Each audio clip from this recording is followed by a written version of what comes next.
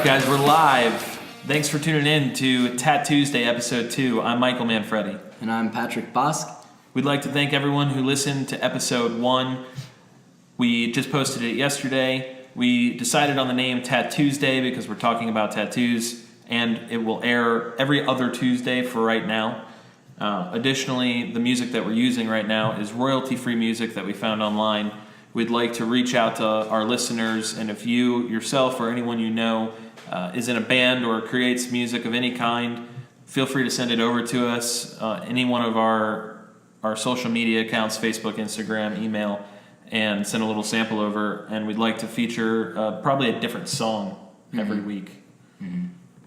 If anyone would like to help out, definitely contact us. And in addition to that, if there's any artists in the Orlando area, or maybe even in the general Central Florida area, who are fans of the podcast, maybe like to be featured or would like any shout outs, additionally, feel free to reach out to us, get in contact with us. We obviously we're only 2 episodes in, but we eventually would like to start bringing some guests on, and we're always down to also meet new artists, and we actually have one of those guests with us today.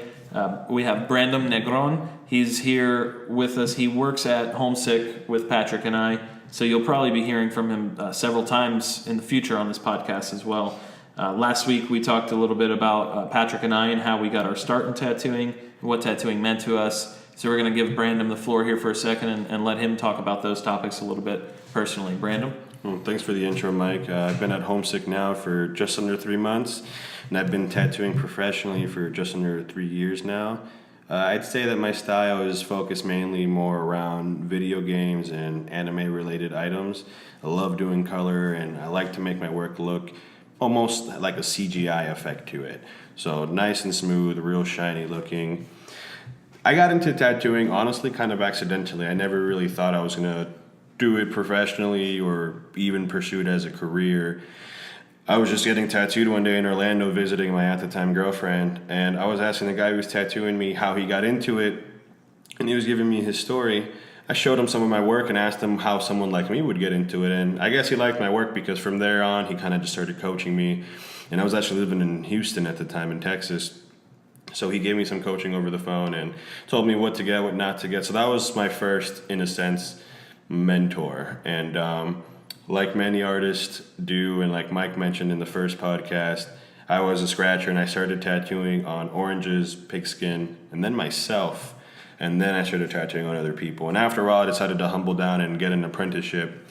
And I started that here in Orlando in 2015 at Realm Tattoos. And I was there for about 2 years, or 2.5 years. And my apprenticeship was pretty unconventional. I was tattooing pretty much from day one. Actually, I was tattooing on day one. And it was a lot of kind of learning things on my own. I wouldn't say it was a bad apprenticeship. It was just different. And I feel like it did help me become the kind of artist that I am today, which is always trying to feed and learn more, trying to grow. And so I can definitely thank my mentor for that. Tattooing has definitely evolved for me. I didn't expect it to take the toll it did on me. When I first picked up the machine at home, I didn't know if I was going to do it as a hobby, something just for my friends, or something just for myself, but I kind of fell in love with it right away, and I wanted to learn as much as I could about it. And that being said, before I even picked up a tattoo machine, I learned how to build one, I learned how it worked, and I learned what made it work. And that's always been the kind of person I've been, and applied that to my artwork so I can grow and become a better artist. And coming to Homesick Tattoos and seeing artists like Mike and Jessica, and the way Mike presents the shops with the art and the gallery setting, it has pushed me a lot to want to paint and do more art on my own. And I've pushed on the different medias I like to take on. And coming to Homesick has honestly been a really good step in the right direction in my tattooing career. Thank you, man. I appreciate hearing that, and it's great to have you on the podcast today. How long have you been out of your apprenticeship for? Almost 3 years. My apprenticeship lasted about 5 months, and I started in February of 2015, and it ended in June of 2015. And honestly, not much is different from my apprenticeship to my professional career. I basically just kept learning on my own and pushing forward. I think that I think that's a big part of what we all do in the art industry is just to keep pushing forward and keep progressing. And sometimes I think that opportunity to progress can show up in an unexpected way. And I think even bringing in a new artist like yourself into the studio, I think we all change and adapt and learn a little bit and feel a little bit more motivated, having a different energy around. And I think the shop setting when we're all together, I think it's a great energy, and we all really feed off of each other. And what I'm trying to say is it's good to have you around. It's nice, refreshing, because it can get stagnant with the same people, every single day. So it's cool. It brings in, not only you, but your clients and, kind of a whole different aspect to the shop as well. Mm-hmm. Well, I appreciate that, man. And I know I definitely have a wacky clientele sometimes, some extravagant characters coming through the shop. So definitely keeps things interesting. Mm-hmm. This week, we'd like to talk a little bit about our personal art styles versus our tattoo styles. And what we kind of mean by that is we each might adapt to or pick a style that we like the best for tattooing, that we like to focus on and specialize in. For me, that would be black and gray realism, but it's not necessarily what we like to do when we're at home, sitting around, drawing in our sketchbooks. So today, our main focus of topic is going to be our personal style versus our tattoo style, and why maybe we prefer one style over the other for our personal artwork versus tattooing. Pat, what kind of artwork do you like to produce personally, just for fun? Like, just when you're by yourself, I have this cool idea for a drawing or a painting, whatever it may be. What I kind of followed a lot of different artistic styles for no reason. Like no consecutive reason. I kind of just hopped around a lot when I was growing up, trying to figure out what kind of paintings and designs I liked creating, which had no correlation to like one another. For example, I was obsessed probably first with graffiti, We spoke about that a little bit in the last episode, yeah. And I really enjoyed that. So, I mean, it was, a majority of my, teenage years, that was pretty much all I was producing at the time. And with different types of media being like, spray paint, paint markers, pen, pencil, Sharpie. And I had given oil paints a shot and acrylics, but I didn't have a fundamental understanding of those. So it was super challenging. This is prior to YouTube being a thing. So I didn't have the availability to be able to just learn, although I could have learned, don't get me wrong, but the community that I grew up in, pretty much no one did it. So there was not really too much ability to be able to, educate yourself at the time. So a lot of the stuff I was doing was just stuff that I was finding online, or my older cousins were doing, which is kind of how I got into it. But when I wasn't doing that, I was back at home, usually always, and this is more for enjoyment as well, was I'd come up with like a lot of pop art related stuff. So as I mentioned, there wasn't really too much of correlation between my graffiti and like my pop art designs, which are always just designs based off of relevant cartoons that I've been watching at the time. But for whatever reason, those were two things that I just loved creating. I never really put them together in any way, but those were definitely the two main things. And later on in life, when I did start taking a few of my first ever art classes, I started doing, and this was just another thing that just kind of came naturally. And it was probably because I grew up in the Florida Keys, but I loved drawing things that were related to islands or island associated in some way, being waves, palm trees, beaches, ships, a lot of nautical themed things I'm sure you could imagine, obviously because of my upbringing. But with that being said, and again, no correlation between me drawing tropical related things, pop art, and graffiti, but that became kind of my main three focuses. So later on in my work, when I was in college and wanted to start experimenting with acrylics and other types of media, I started for the first time combining a lot of these ideas. So you would see a lot of wave or tropical related things with this pop art style to them, thick strokes, only a few handfuls of color, and each thing colors being bright, vibrant in some way. Or so you'd say your main personal style, you really enjoy pop art and graffiti styles, and things and topics dealing with water and the waves and the beach? I guess to give you an actual answer this time, I would say I am obsessed with doing pop art related things, but by pop art, I guess I kind of have two different definitions. One being pop culture related, things. The TV shows, the cartoon TV shows you're talking about. Relevant things in TV, the news, and movies. But in addition to that, I also like the style that I guess you could maybe define as pop art, at least from what I've looked at, this is all I can find, is that it's a lot of times like the way that these styles are drawn, which is a thick black stroke and not too much gradients, but rather flat colors, and to express things like shadows, it would just be a different color versus a gradient going from one color to the next. And that style... And pop art, I think of Andy Warhol. That's what I think of when I hear pop art. Yeah, and so, he has some designs that are like that too. Absolutely, some bright, solid colors. Yeah. It pops. So maybe that's why they call it pop art? No, it's probably because of the popular culture thing, right? I thought pop art was a style, and I didn't know it was based off of popularity. I think it has kind of like a really blanket kind of term where it could be defined by a few different things. I know you and I got into that discussion before, and we had a couple of different possible explanations for it, but I don't know. What do you like to draw, Brandom? I honestly like to draw a lot of different things. I'd love to have a sense of realism or dimension into my drawings. So I guess you could say I like to do surrealistic things, especially on like the kind of creepier, darker side. But I do quite enjoy drawing from life. I'll actually take a picture of something I see or something I found, or I'll bring it in and I'll try to draw it or paint it, whatever I decide to do that day.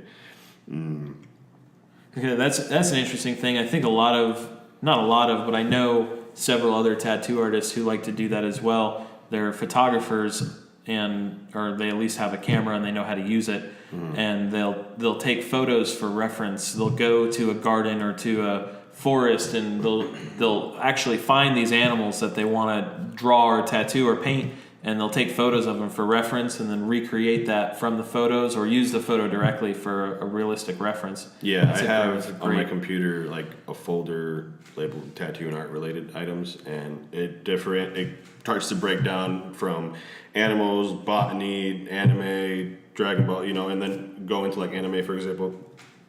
And you'll find like Dragon Ball Z, and then you go into that folder and you'll find Goku, Vegeta, Gohan, and then you go into those folders and I'll have different things out. Like I have a shit ton of flowers and roses just on my phone, a shit ton of animals and different types of birds. So I actually always am looking for references to use, because I like to incorporate the realistic elements into my cartoony CGI type drawings. If I want to draw a bird that's going to be really animated, maybe even new school, I want it to make sense anatomically.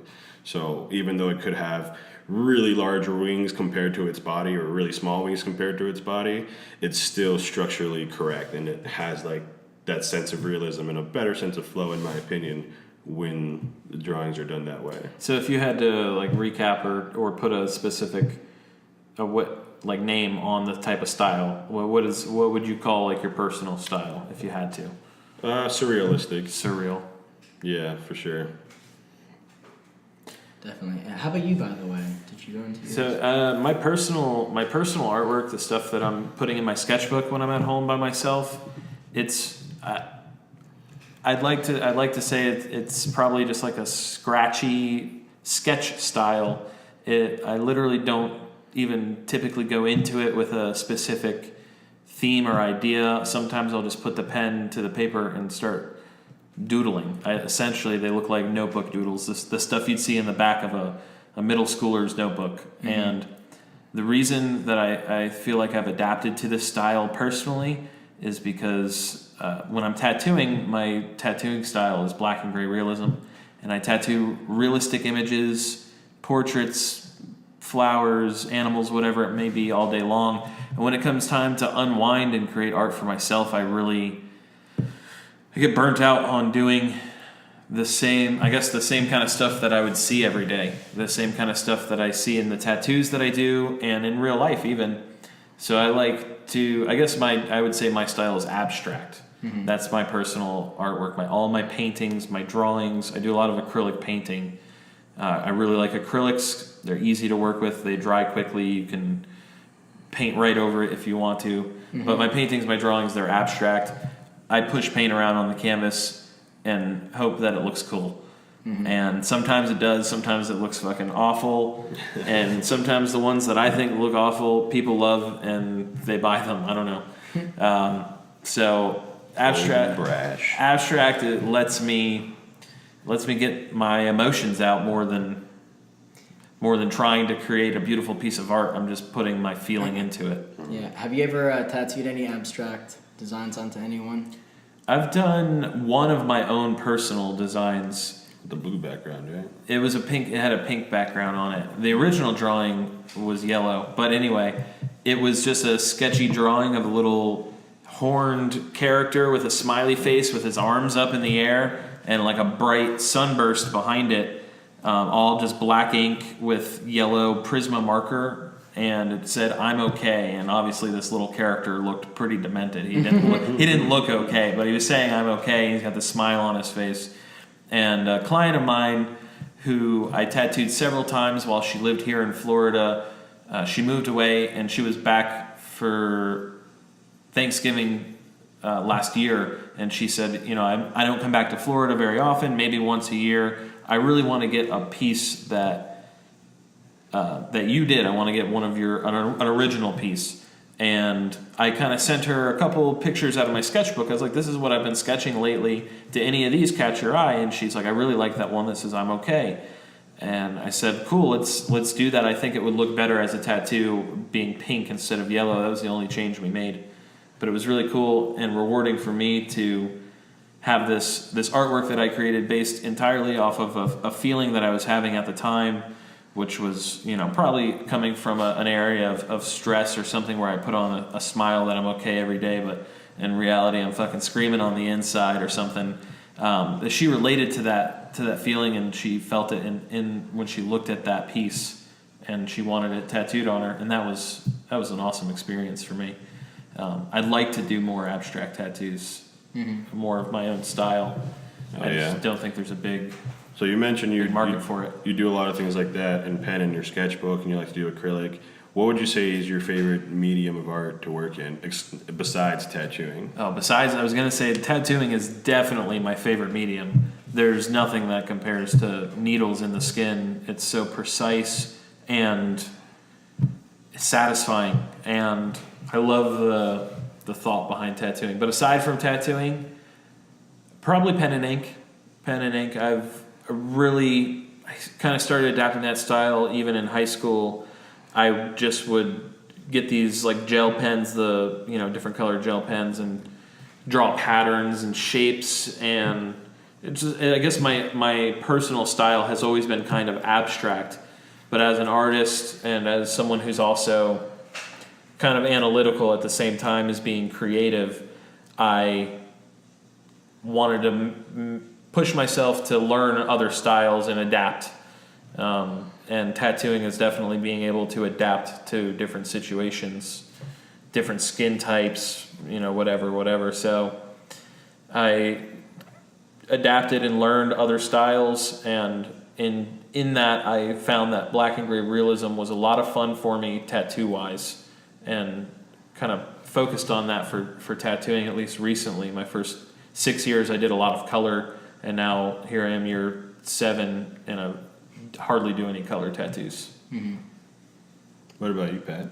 What do you want to do tattoo-wise? Well, actually, that was a question that you and me had recently, or a conversation that you and me had recently at the shop, that I thought was really interesting because I've been thinking about it a lot, and I wasn't sure exactly what to get into. And I noticed, again, from an apprentice's perspective, that a lot of the research I had done into a lot of other artists, plus artists I had just been following for a while in general, they all kind of followed a specific style, It's not that I didn't see artists who kind of expressed all different types of styles, but it was very more common for me to see artists who had their own kind of niche. Do you know what I mean? Mm-hmm. So with that being said, I wasn't sure if, I should have gone into this as more of a well-rounded artist who can do, a jack of all trades essentially, or if I should also buckle down, pick a niche, and try to become as professional in that specific niche as possible. I've asked that question to a few different people, and I've gotten a few different answers. And if any of our viewers have any suggestions in regards to that, feel free to leave that in the comments section. I mean, it can definitely be a scary fucking thing, man, because one thing I've always been afraid of, especially when it comes to coming to a certain style, is doing only that particular thing. So, for example, I'm getting pretty known for doing anime and video game related tattoos. But I feel like I would get tired of doing the same style anime characters over and over. And it can be a bunch of different animes, but I'm essentially doing line work, usually cell shading for doing very anime, Japanese, or manga style. So no blends or anything. But luckily, with my artistic style and the clientele that I develop, I'm able to put in my own flair. So I'll still do these anime-esque tattoos, but I'll have my own...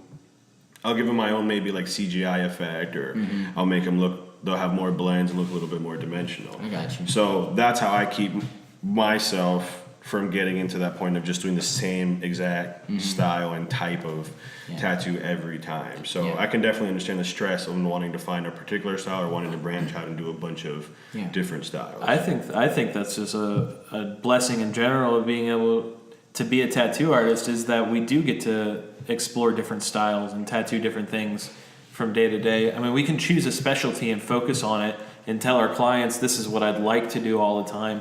But even still, our clients, I know at least, my clients, but I mean, most clients, they feel comfortable with an artist, they choose an artist, they're like, oh, this is my artist and I want him to do all my tattoos. I encourage people to go seek out other artists for their specific styles because they're going to do it better. Which is something so taboo now when you mention that. What's that? So many people are hell-bent on having the same artist. Just one artist. And even I will still firmly believe, maybe not this day, not anymore, but when I first started, firmly believe that it should just be one artist. But I've met the different type of clients who are collectors and people who do want just a specific artist for one reason or another. I think those people who just want one artist, I have a couple of clients like that who are like, no, you're going to do all of my tattoos. I don't care. And if you die, I'm not getting any more tattoos. I'm like, all right, that's fine. But it's, they don't always want black and gray realism, which is what I like to do. It's my specialty. So, sometimes I'm even asked to do things that I might be uncomfortable with as a tattooer. And I have to, adapt my style or adapt to the style that they're asking for or something along those lines. And those are where the fun challenges come in, I feel like any good tattoo artist likes to be challenged. I feel like that's part of the game, you know what I mean? If you could call it that. Is challenging yourself and pushing your limits, seeing what you can and can't do, Pat, what has challenged you during your apprenticeship? What have there been any challenges as far as drawing or barriers that you've encountered trying different styles? I would say that the most immediate challenge that I've run into is, and this is a personal thing because, I come from a background that's pretty much only like illustration. So, well, not only illustration, but that's what I've been doing the most recently and I'm most familiar with. So because of that, it's been not a challenge to adapt to it, but it's definitely a constant reminder to myself that I can't draw things too small sometimes. I can get really caught up in detail with work sometimes, and not all types of tattoos are appropriate for that. So just constantly reminding myself to draw for tattoos. Yeah, drawing for tattoos specifically. Yeah. Just giving myself room when I'm doing a lot of designs. I can get carried away with a lot of small stuff, as I had mentioned, and sometimes I start big picture and I end up, kind of not knowing when to end or not knowing when to make something a little bit, large. Simpler, yeah. That'd be the best way to put it. So that'd probably be the most immediate that I can think of, and, one of the biggest I've been dealing with. Right. Well, you're coming from a graphic design background. And in graphic design on a computer, you can zoom in infinitely and create these tiniest details that will print and transfer onto paper seamlessly. But obviously, as we know, and you'll learn, working with skin, essentially it's something similar to if there's any screen printers or anything listening, something that's called dot gain. You might be familiar if you've done any kind of printing, where when the ink is transferred onto the canvas, it spreads out a little bit, 10, 20%. You might hear of a 20% dot gain. It's kind of the same thing in the skin. The ink over time will absorb into the skin the fat cells underneath. Well, hopefully not the fat cells underneath it. That's a blowout. But it'll absorb into the skin. That skin will regenerate, and the ink will slowly disperse underneath it. So yeah, when creating small details, or when you have small details, you have to make sure that the overall piece is going to be large enough to include these small details, so that the small details can become large enough in the overall piece. Keeping the topic on styles, I inspired recently the two apprentices, Zach and Patrick, to do a little tattoo fight club in the shop the other day. And the topics that they each chose one topic and combined them.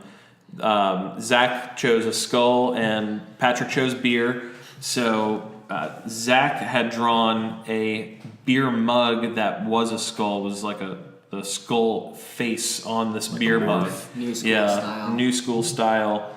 And Patrick's drawing was more of like a traditional style, almost American traditional style. You Grim can see Reaper holding a beer mug. Yeah, sorry to cut you off. You can see my post of it on my Instagram, by the way, which has been changed to, this is my plug, which has been changed to from Pat Bosk to Patrick Tattoos. Just all one word. At Patrick Tattoos. Yep. On Yeah. Instagram. That comes before. Still think it should be Patty's Tatties. Patty's Tatties. Titty tatty pitty patties. There you go. Uh-huh. But yeah, you can check out the drawings from that Tattoo Fight Club on Patrick's Instagram. Zach's Instagram is Zach Tattoos. What if I Tattoos just- by Zach. What if I just only did SpongeBob tattoos and I could call myself Krabby Patty's Tatties? Do you know what I mean? Millions of dollars, right? Yeah? I don't know how big of a market there is for only SpongeBob tattoos. I would say That's a pretty niche market. I don't think I've even done more than one SpongeBob tattoo in 7 years. Pretty All right. Patties. Pretty Patties. Pretty Patty's Tatties. Like the episode. There's too many options. Nasty Patty. Ooh, Patty, you're dirty. Anyway, so this Tattoo Fight Club, it was cool to see, two very, very different styles, especially coming from the same shop. There are two apprentices working separately. They have their own separate apprenticeships at their own speed with, their own goals, their own different drawings that they're working on at different paces, whatnot. So when I put them head to head, it was really cool to see how different of a style they both were. They both were very cool drawings that had some strengths and weaknesses. And myself and Brandom and Jessica were kind of the judges for the two apprentices, and we, talked about it, and it was really a good critique, I think, for them and for us, because we, as artists thought, oh, what would we do? What would we do different for this? And it, it keeps us all fresh in the shop. So where do we go from here? What would be the next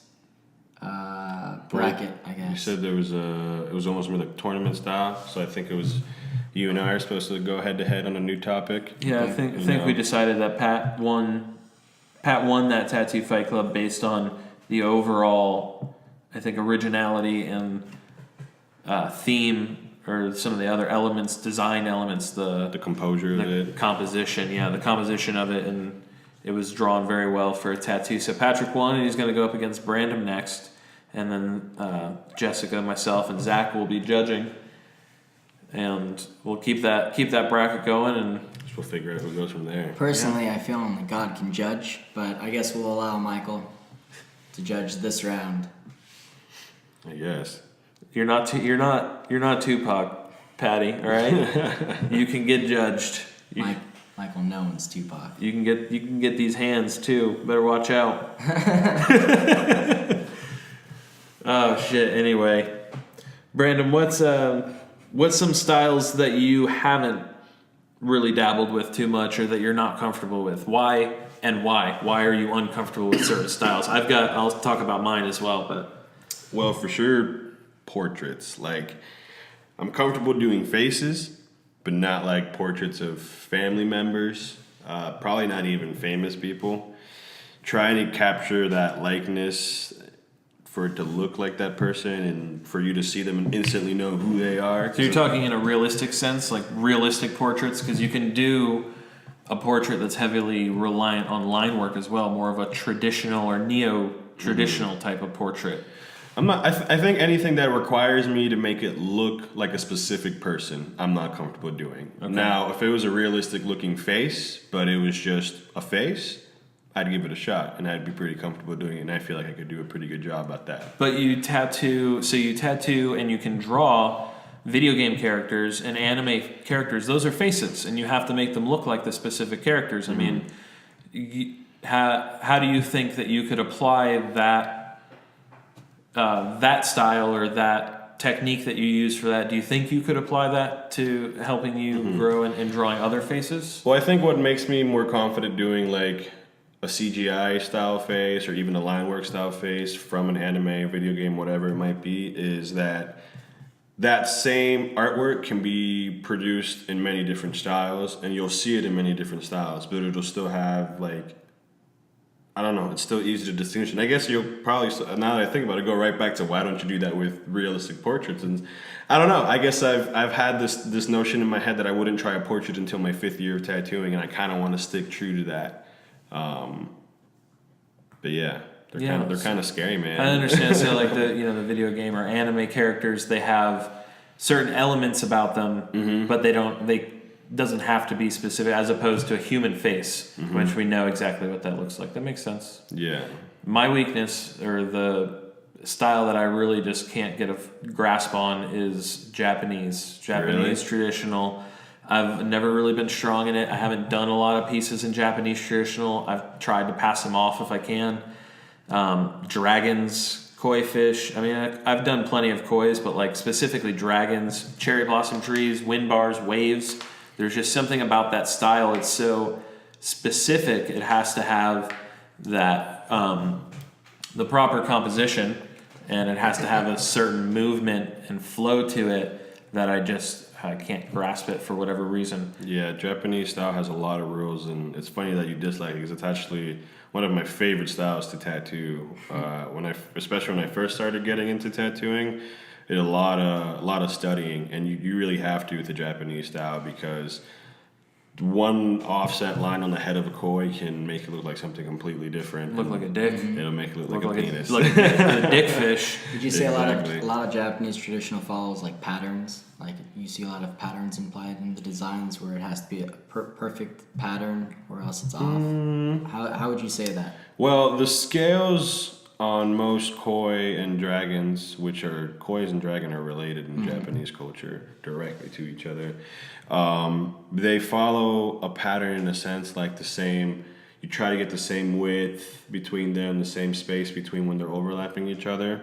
But when you draw these guiding lines, you draw them with the curve of the dragon or the koi, and then you fill it in between that, and that's what helps you get that uniform look throughout it.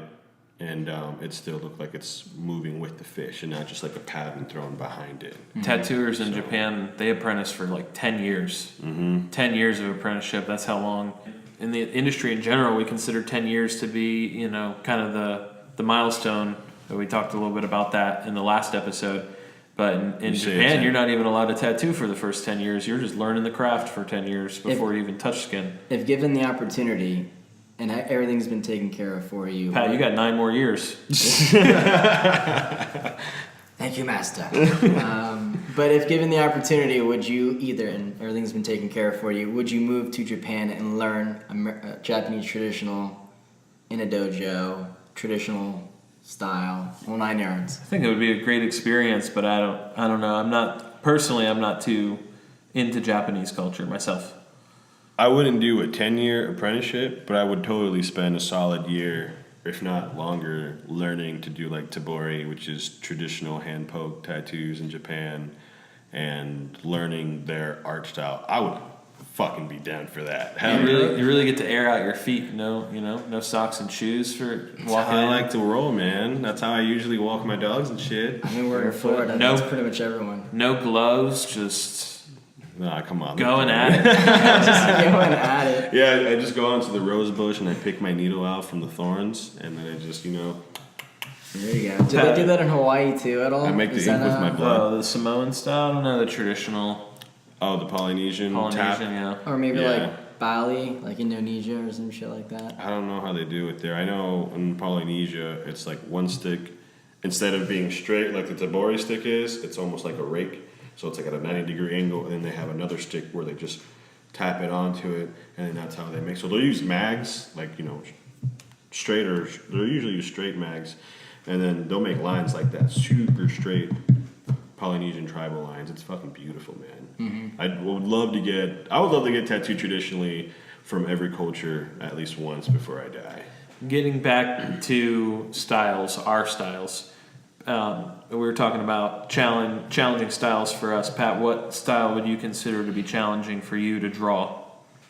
Out of all the different styles that I've tried, I would say that things like probably anything that has like hyper-realism in it, or surrealism, or even realism, but like those three different types of.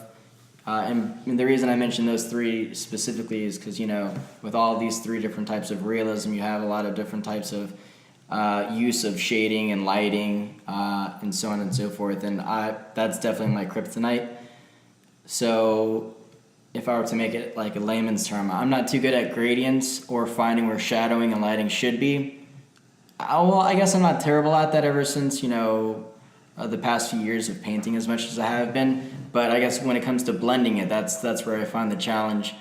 And, being a graphic designer specifically, as long as I have, I've learned a lot in terms of color theory, so that hasn't been a challenge either. But I've been trying to become more of a refined fine arts painter, so I've been experimenting more with different varieties of acrylic, and I'm trying to dabble more in oil paint. I know that that's a major one, but I think we're all always trying to dabble into oil paint a little more. right. It's such it's a really challenging fascinating. media. It Such a is. challenging media. I tried it for the first time maybe a month ago, and I left my canvas with one layer of paint, and I came back 3 days later, like ready to paint on it some more, and I picked it up and I got paint all over my hands. I didn't use any medium to help it dry faster. I just wanted to see how long it took. It turns out oil paint on its own can take weeks to dry. I will for sure be using liquid next time to help it dry much faster. That way it'll just take a few hours instead of a few days. Have you guys ever painted with like liquid acrylic or ink? Has you ever painted with that before? And what are your thoughts on those? I've used ink plenty of times. India ink. Yeah. It can be challenging, but I've learned it forces you to loosen up. It's very similar to watercolor for me. It's similar to watercolor, absolutely. It just forces you to be kind of light and painterly and get the essence of the painting and not focus so much on detail. I definitely don't try to be precise when I'm using inks like that. If I do, which I'm honestly not really a big fan of. I'm a real big fan of being precise and making strokes exactly where I want them to be. That's what I've been striving to do in my tattoo career as well. So, Well, I think we're just about ready to wrap up episode 2 here. I'd like to thank everybody for listening. You guys have any shout outs or any plugs you want to toss in there? Make sure to follow us at Homesick Tattoo FL. Tattuesday, hashtag Tattuesday. We'll be on YouTube, on iTunes, and my personal Instagram is Virgo Creative, at Virgo Creative, or www.virgocreative.me. Mine is at Patrick Tattoos, all one word. and make sure to follow me at The Art of Silence with 1 period between each word. Yeah. The Art of Silence.